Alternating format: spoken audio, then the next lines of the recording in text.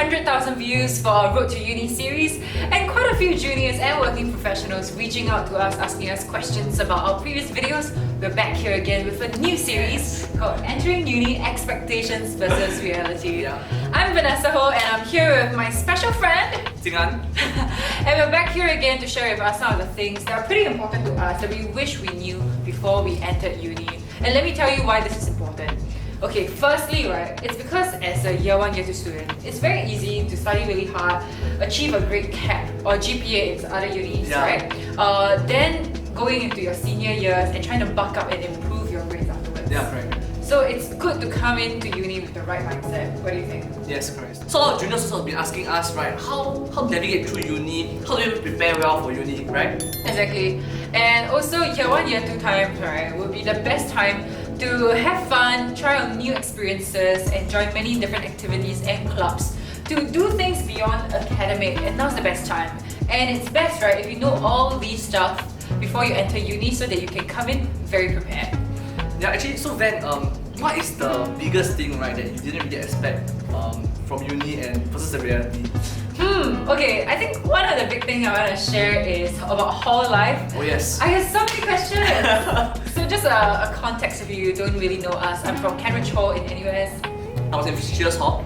Yeah, and I stayed there for 2 years, and for you, about 1 year. 1 year, right? So people always tell me, okay, hall life is really rabak, which means like, you know, gets quite crazy, degenerate, you know, you can't focus, your grades will go down.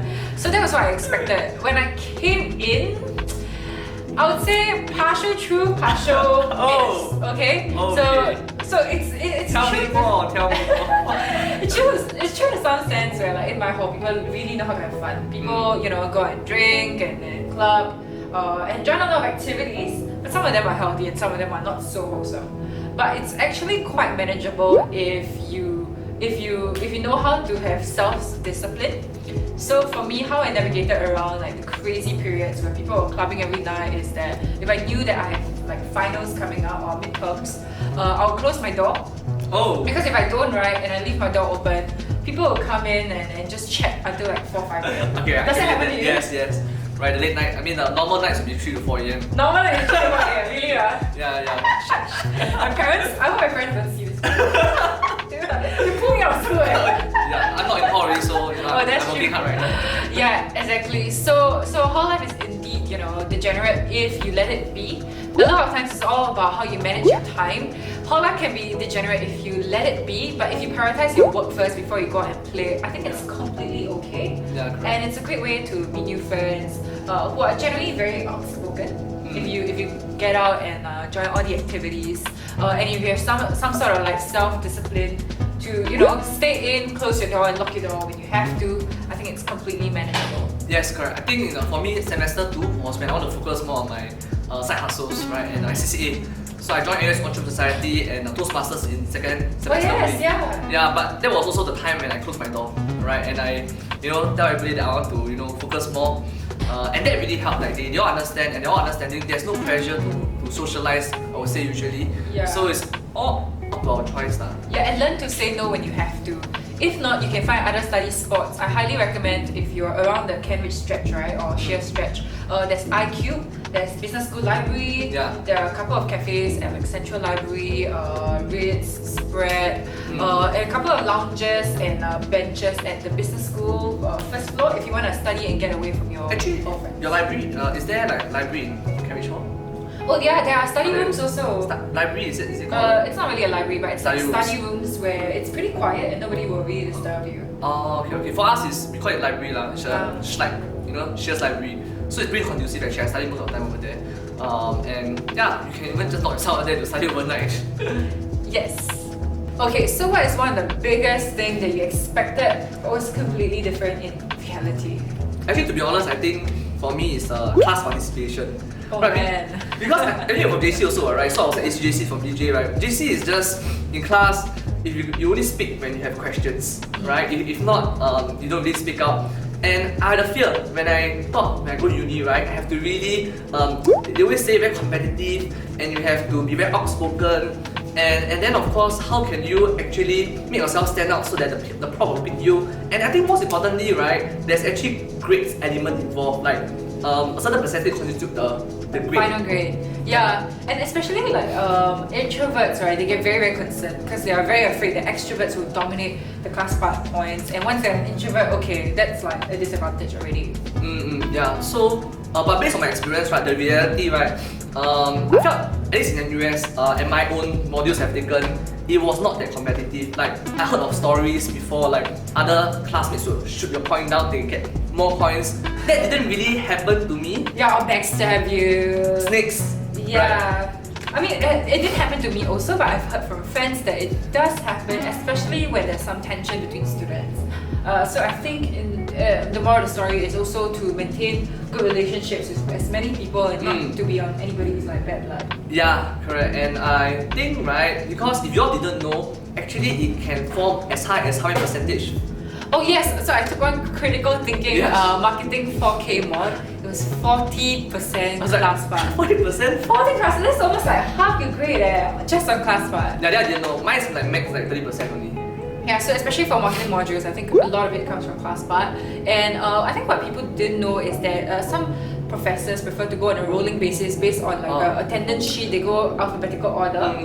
And some will pick on random based on how many people raise up their hand. So I would say, right, and I think a lot of things that one thing that people may not know is that the points for class part is usually graded from 0.5 all the way to 3 points based on the quality of your answer. So it's not just about shooting your hands up as much as you want. It's not just about quantity, but also the quality of each answer.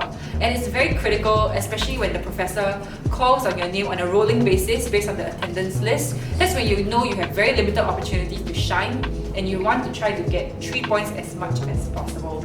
And for me, one thing to kind of get as high class part points each time I speak, right, is that once a question is given, I'll like Google a bit, drop some numbers, drop some facts, drop some examples. Right, just on the spot Googling and name drop like a Google, Apple, Facebook example, right, shows that you are well versed in the knowledge and you usually get higher class part points. Yeah, correct. Another tip I think, right, that really helped me was that I think building a relationship with the prof would help, right? Because ultimately the prof don't remember everyone. Sometimes I knew of this when I actually wanted to ask some questions after class and the prof remembers me, and then I just somehow got more opportunities to get picked. So then I realized that we are all humans after all. We don't remember every student as prof. So leave an impression, right? Leave an impression on a prof, and maybe you get picked more as well. Yeah, so class part is really not as scary as it seems. I think it's really a good exercise to train you in public speaking, especially needed in the working world. Yeah, actually before that, I was very nervous, to speak in front of so many people, and my brain don't process so fast. But after like 3 years of class participation, I realized that, hey, this really forced me to speak out and to say important things right in a very succinct manner and concise manner to get a point across quickly. Yeah, and I think that happened a lot based on my work experience, right, in workplaces. Like we have to really get ourselves out there so that we can actually contribute meaningfully. Yeah, and I think it's not just in business schools where you have to do sales pitches and presentations, but I think no matter what faculty you study, there's some sort of element of communication, at least in internal teams, and I think class part would be like a stepping stone for you to present your ideas and express yourselves in the future. Class part tips. Okay, Jing'an, so what else do you expect before uni? Yeah, I think one thing, right, was the expectations of orientation camps. Right, I think you all see how rabak it can be from the news. So many newspaper articles. Yeah, then of course he just mentioned only about one camp, so I only thought like there's only one faculty camp and it's gonna be like wow, do all funny things. But I think it's gonna be fun. Like I was expecting it to be really, really fun. So when I entered, so I participate in two main orientation camps, the REC, NUS Business REC, as well as the NUS Business Camp, orientation camp, 2 camps in fact for the faculty. And your Yusof oh yes, hall orientation camp as well. So I went to Yusof Hall orientation camp. Eventually I joined Shears though, right? Yeah. Yeah. For yourself? I actually joined. Okay, I signed up for 5. I fell sick for one of them. Sports camp. I did sports camp. I pulled out union camp because I was sick. I did business school camp, Cambridge exposure camp, and the freshman orientation. Wow. For Cambridge Hall. So that's like 5 camps, I think. It's quite crazy. I think the reality, right, is that we didn't expect there's so many camps, right? There's like union camp, there is sports camp, right?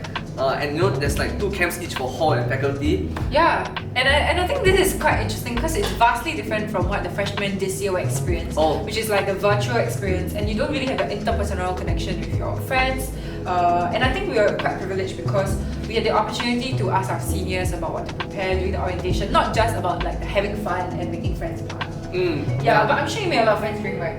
Yeah, correct. So actually, it's not that rabak as I thought, right? Because there's a lot of safety protocols. Yeah, so they really, really strict and they make sure that everything is in proper and we know all the safety procedures. And one thing I didn't really expect, right, is the NUS Business Rec Camp. Wait, what is REC first, for those of them who don't know? Okay, REC is a very unique NUS thing, right? It's only NUS and all the faculties and all the hall will participate in this REC. And business school is known to actually have the most intense one where... A medicine school. Yes, a medicine school. And business, yeah. Yeah, but this is when you make the most friends and form the strongest bonds, which I really thoroughly enjoyed. Although it's really, really shared because we stay in, but that's when we got really close together. Yeah, so business camp, there's like cheerleading, there's dances, and then we do the structural floats, right? And the final day, we all come together at NUS, and it's more for like a charitable cause that we raise funds. Yeah, and the president will come down as a guest of honor. Yeah, so it's really fun. Ben, how about you share your orientation experience, like your normal ones? For me, I actually didn't go through any of the funny experiences that I saw in the newspaper also. Mine was pretty fun, and I made my first pool of friends that are not within my hall or within business school, right? Because of all these camps. So it's really nice when I walk around school in the very first few weeks, right? And having familiar faces to say hi to on the way. Same as you, right? Yeah, correct. So I just felt really relieved, you know, and first step into school on the first day, I wasn't that alone. Like I know people from different places, and we're just saying hi. Yeah. It's easier to form like project groups together. So I really feel like orientation is super important, right? To as an opportunity to make a lot of friends and meet a lot of seniors or OGLs and then really help one another. Yeah, and actually a lot of the camps, right, they may not be publicized on official publications. So you have to look out on social media where the registration links will be, so you can ask around from your seniors or from your friends, and they'll probably direct you to like Instagram or Linktree link for you to find out more about all these camps. Yeah, correct. So do actually, you know, ask your seniors about it. Yeah, so that is 4 expectations versus reality we have talked about, namely in class participation, orientation, hall life, as well as networking, right? And that's not all. In the next video, we'll actually be talking about dating and even expectations of like career internships, social life, yes, and overseas experience as well. Correct. So do look out for the next video. Of course, if you have any other questions or expectations that you want us to debunk, leave it down in the comment below. And if you have enjoyed this video, give us a like, share, and subscribe, and we'll see you next time.